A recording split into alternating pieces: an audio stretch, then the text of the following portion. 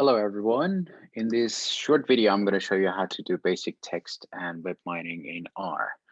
For this exercise, you're going to be needing a few packages that you have to download and a few libraries that you're going to load into R. So the first package, or the main package that you're going to require, is the text mining package. And we're just going to go ahead and download that. It may take a few seconds. The next package we are going to download is the Snowball.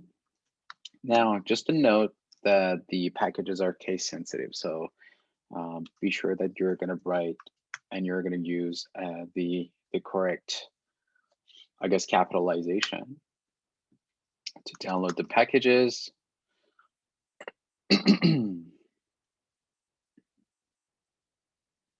And once it's downloaded, then you can also download the last package, which we are going to need for today. And that's the word cloud package. And then we are going to use the libraries to load the data.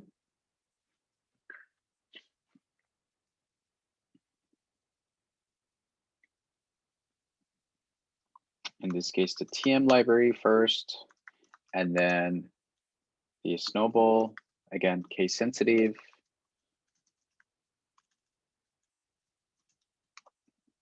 And then with the word cloud, depending on the version of R you're using, you may need to use, or you may need to load another library. And in that case, it's going to tell you exactly what library you have to you have to load. In this case, the R color.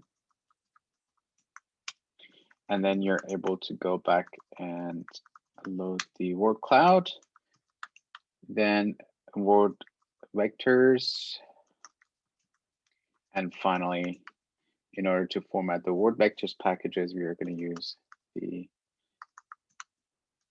this library. So once you've sort of installed the packages and you loaded the libraries, then we are going to have to look at the corpus for this exercise, for the text mining exercise. So in this case, you're going to see there's 4 text files, plain text files, and we are going to need all the 4 in order to load into R. So make sure that you're going to download all of them, and you're going to put them into a dedicated file, into a designated folder, because you're going to now try and load them into R. And to do that, again, it's going to be it's going to be different depending on where you've stored your files. In this case, or in my case, I am simply going to just put down the path 8410 lab and text mining. And then I'm going to load the data, and I'm going to call it docs or documents using the corpus function and the directory or the source, in this case, for the folder that I have all the documents in. Now I've successfully loaded all my data into, or all my text files into R. Now I'm ready to do my text mining activities. So you can have a quick look at the corpus that you have. So for documents, obviously they should match the documents that we already have here. You can use the summary function to have a better look at the documents that you have. In this case, we've got the, like I said, they should match the files that you already have on the website, and they're all in plain text document format or simply text. You can use the inspect function to also have a look at the content, or you could even have a look at, let's just say docs, and then depending on the position of the document which was loaded into R, for example, in this case, it was, for example, I want to look at kex. So kex is the 3rd position. So I'm just going to put down 3, and that should only give me information or the content of the document kex. And you will see that, for example, the last 2 words of the kex document are design decisions, or optimal design decisions, the last 3 words.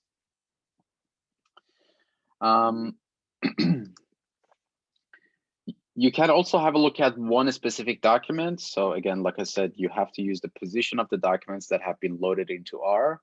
So in this case, I want to look at, let's say, the first document, and you will see that the first document within my corpus. And again, if you use the inspect docs and then the first document, it will show you the information about the first document, which is the cap. In terms of pre-processing, you're going to be using 5 key transformation functions within the TM package or text mining package. In this case, we're going to remove the words or the numbers and punctuations. We're going to change the letters from capital letters to lower letters. We're going to remove the stop words. We're going to remove the white space, and we're going to stem the words. We're going to talk about these in much more detail during the lab, especially in terms of why we need to do that and what is the purpose and what the outcome is going to actually look like. I'm just going to go ahead and simply do these transformations.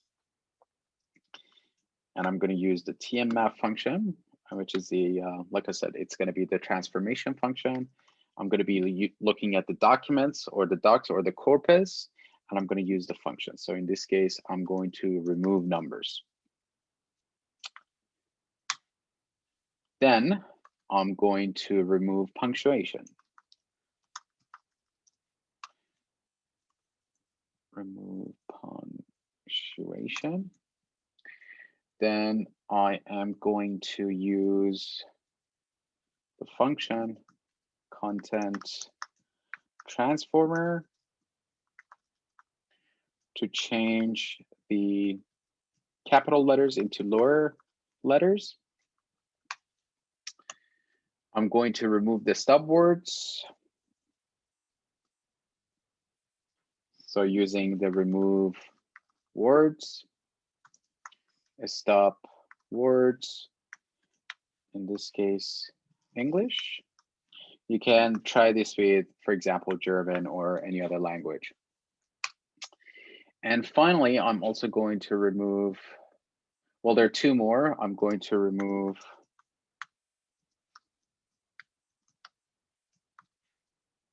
the white space.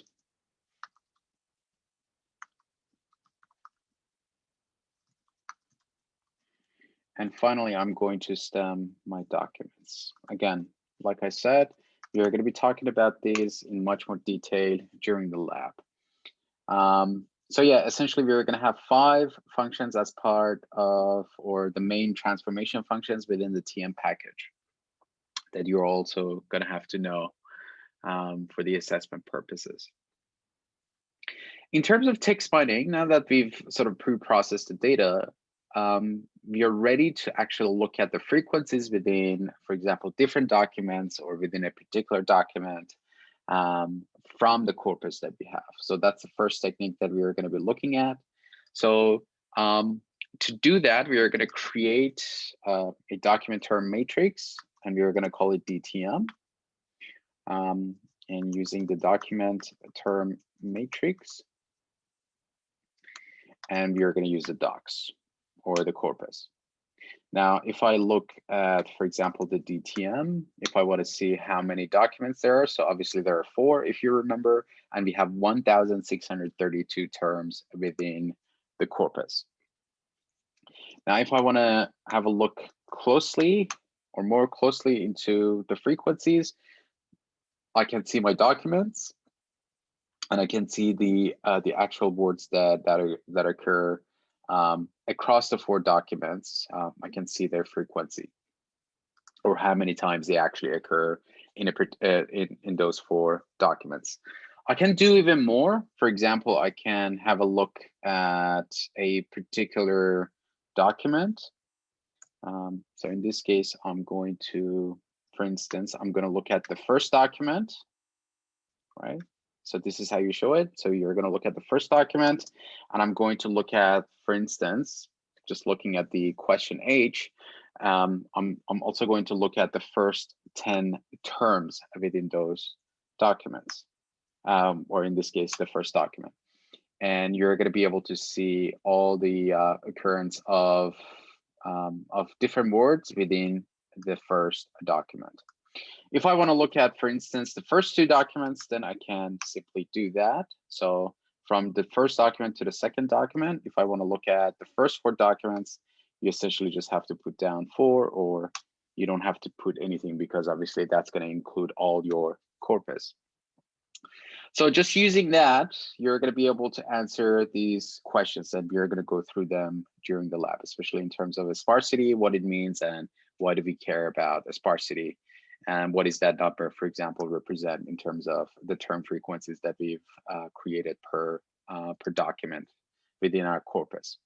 Now, the second technique is we are going to look at the term frequencies across the corpus. So instead of looking at each individual document and try and identify how many words are occurring in each document, we are going to look at the entire corpus. And to do that, we have to obviously create a vector. So we're going to use call sum function, and we're going to call that frequency. And we're going to show that as a matrix. Again, we're going to talk about this in much more detail during the lab. And we're going to look at the DTM, or document term matrix, that we've already created in the previous exercise.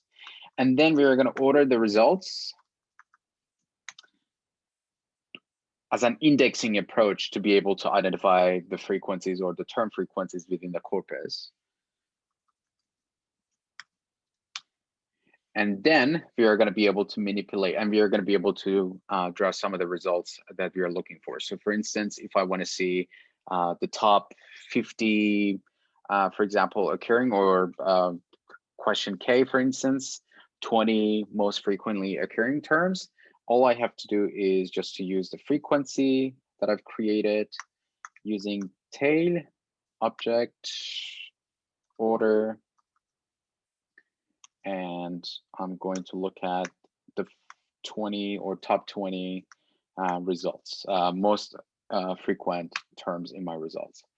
And these are the 20 or the top 20 occurring terms across all my corpus. Okay, now if I want to see, for example, the top 100, then I could change that simply to 100, or 10 in this case, or 200. I can see all my frequent terms within my corpus. I can also have a look at, for example, words that are appearing at least, for example, a certain amount of numbers within my corpus. So for example, in question I, it's asking how many terms occur at least 5 times in the corpus. To do that, I'm going to need the find frequent or frequency or frequent terms function.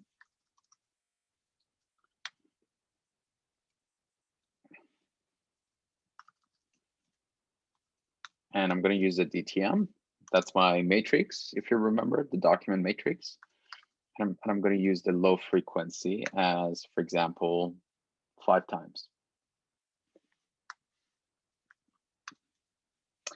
Now you will see that I've got 256 results plus 257 and then 258. So I have 258 terms that occur at least 5 times in my entire corpus. In terms of terms association, again, very similar to what we've just done.